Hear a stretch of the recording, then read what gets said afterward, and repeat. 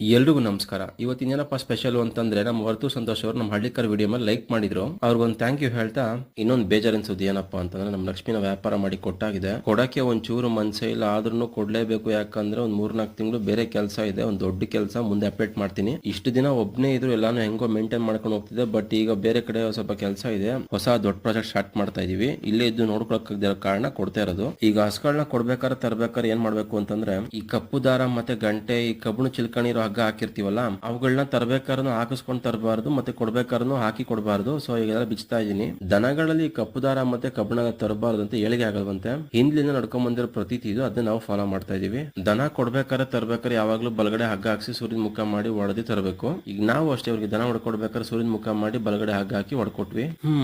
ಬೇಜಾರು ಒಂದ್ ಕಡೆ ಆದ್ರೂ ಮನ್ಸಾರೆ ಕೊಟ್ಟ ಮನೆಗೆ ಒಳ್ಳೇದಾಗ್ಲಿ ಅಂತ ಬಯಸ್ತಾ ಹೋದ್ಮನೇಲಿ ಒಳ್ಳೆ ಕರ ಹಾಕಿ ಹೆಸರು ಮಾಡ್ಲಿ ಅನ್ಕೊಂಡು ಕಳಿಸ್ಕೊಟ್ವಿ.